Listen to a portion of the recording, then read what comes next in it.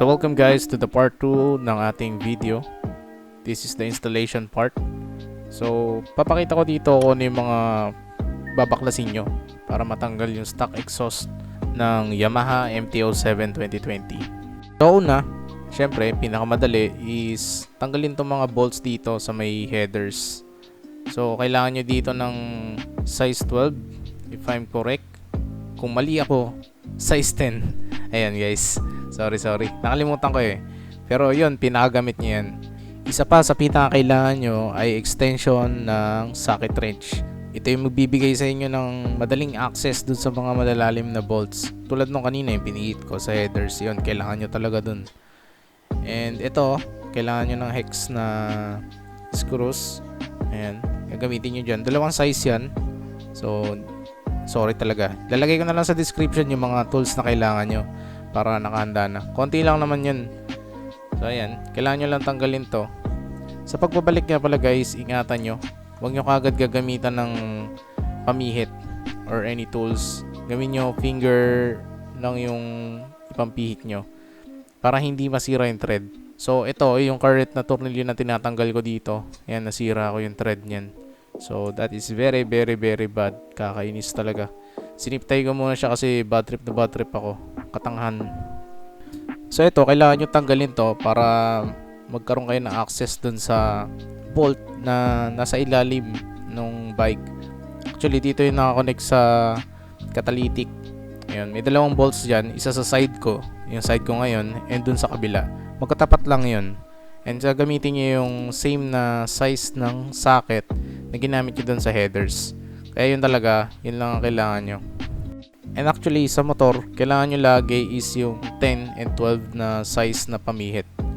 And yun nga pala, kailangan nyo rin ng size 17 na wrench para dun sa auto sensor. So ito yung yung bolt na sinasabi ko na nakakonect dun sa catalytic.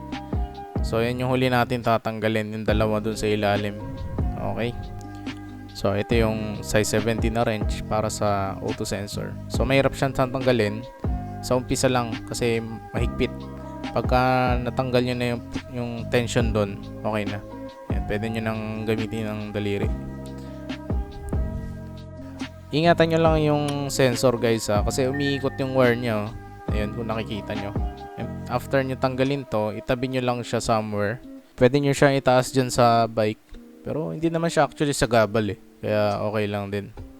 So yung mga bolts, hindi ko kaagad siya tinanggal kanina. So parang nakasabit lang siya. So nilagay ko rin yung box sa ilalim para hindi bumagsak tong catalytic once natanggal ko na lahat ng bolts.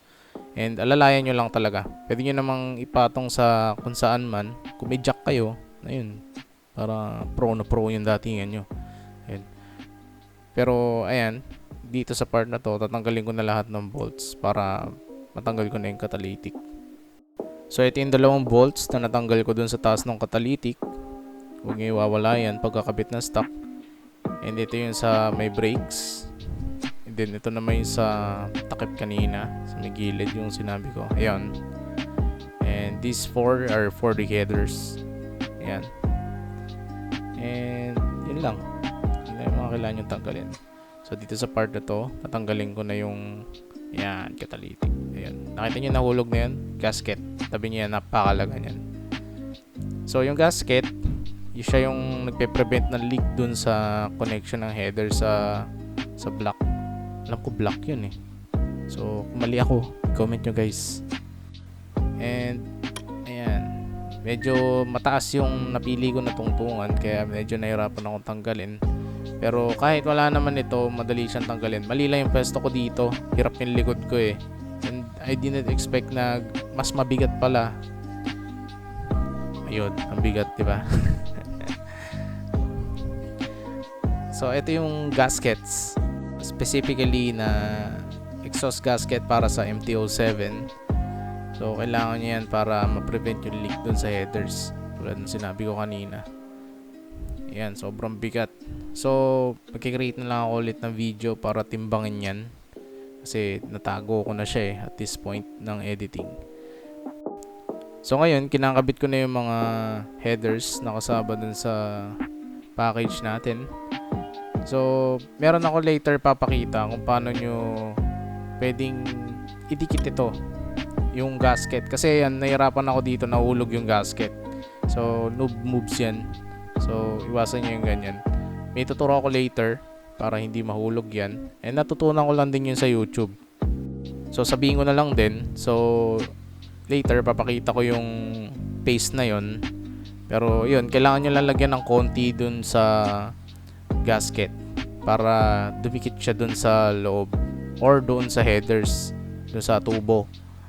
Ayun, bahala kayo kung saan. Basta malaga, konti lang, malagyan lang. Pero technically, para talaga sa pang-seal yung paste na yun. So ito yun, silicone gasket maker. So nabili ko to kaninang umaga lang din, itong araw na to, dun sa motor shop sa labas. So ito kasi, gasket maker nga. So paggawa siya ng gasket. So high temp to, na pwede siya sa high temperature. Siyempre, gagamitin mo sa makina, di ba? So ito nga pala guys, ito na yung sinasabi ko naging problema. So naikabit ko tong dalawang tubo, itong nasa kanan, mali. So dito kasi, ayan, kung nakita nyo, hindi siya pantay. Yan yung tamang way. So yan yung talagang tamang way para ikabit to. So later on the video, pagpapalitin ko yan, nag-skip kasi ko, hindi ko na i-video kasi frustrated ako na baklasin lahat yan. In-edit ko to ngayon Saturday night. Kahapon ko siya naikabit. Ayun, umaga, naikabit ko siya kaagad. And napagana ko siya. So, tanga-tanga. So, dapat talaga dun sa, pag nagpantay ang dalawang tubo na yan, dun sa left side, ayun, dun sa kabitan, mali yung kabit nyo. Kung makikita nyo dun sa may left side palalo, ayun, ayan, dyan.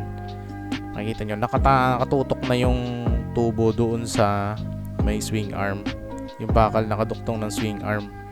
Kaya mali talaga. So ito pala, ito yung pagkakabit ng mga hooks, spring hooks, para hindi matanggal ang ating mga tubo. So nung una, nireklamo ko pa to sa Shopee. So hanggang ngayon hindi pa rin siya nare-resolve kasi hindi ko pa nababalikan yung seller. Kasi hindi niya talaga itinuro sa akin kung paano ikabit to. Pero fault ko rin naman na, ayun nga, pagkukulang ko rin na hindi talaga ako sanay. So yun yung naging kulang sa research. And actually hindi naman siya kulang sa research eh. Sa application na siya eh. Hindi ko alam na ganun pala. Kasi iisipin mo talaga kung wala kang alam sa ganito, hindi siya nagpantay eh. So hindi siya dapat sumuot. Yun pala, itutulak mo pa siya towards near the engine para magkasya. And isa pa tong katangahan. So ayan, kita ko na nga na hindi. Pinipilit ko na itapat yan. Hindi talaga papasok yan. And kahit ayun, kung nakikita nyo, may extension doon, hindi talaga siya papasok. So ito, ayan, nakikita nyo, tumatama siya doon sa bakal ng swing arm. Ayan. So wala talaga, mali ang kabit ko. So ito nga pala yung sound kapag tinanggal nyo yung tambucho. So hinaan nyo yung volume ngayon kasi malakas to. Here it comes. Pinatay ko kaagad kasi sobrang lakas, sobrang ingay. So ito na guys, yesterday nakabit ko siya, Saturday. Ayan. So pati yung bracket na ikabit ko na rin. Pero hindi siya masyadong tama, dadaling ko to sa shop para may tama. Yung spring, palagay ko yun yung isa sa mga maling ginawa ko. Pero ayan, papatama natin yan sa shop. So pagpasensyaan nyo na this is from a experiment, a perspective ng isang newbie, full newbie. This is my first time installing this and ito ang sound niya guys.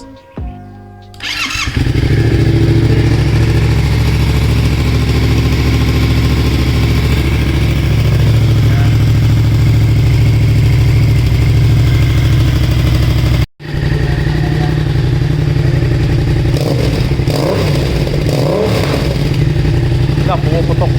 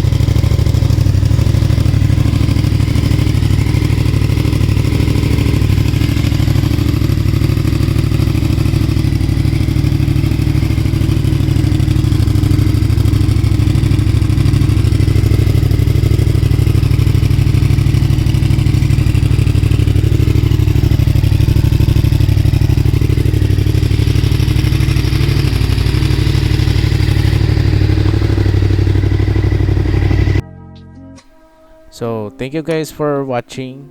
Sorry sa mga kapitbahay na aking nabulahaw. And for the future time na mabubulahaw kayo, sorry. So, ito yung ating 6K full exhaust system na galing sa Shopee. So guys, kung naghahanap din kayo ng ganito, gusto nyo i-take yung same risk na ginawa ko, or syempre bawasan yung konti, paggawa nyo sa iba. So may alam, di ba? Mas okay. So, ayun guys, kung nakatulong to, please give a like, leave a like, and subscribe to the channel. Napakalaking suporta nun guys. I really appreciate it. And para sa mga mali na nagawa ko, please comment below kung ano yung mga suggestion nyo, kung ano mga yung dapat na ginawa ko. Alam ko mali ako. I'm very open sa mga suggestion and sa mga comments na itatama nyo ako. Ayun. So tulungan lang tayo guys. Wala naman akong sinabi na ito yung tamang way. Wala akong sinabi ganun. Itong ginawa ko na to is purely an experiment, and luckily I succeeded with 1 week na paggawa nito kasi may work ako eh. So ayun guys, sana nakatulong to, naka-inspire, or kahit ano man, nakasayang ng oras nyo. Ayan, salamat guys.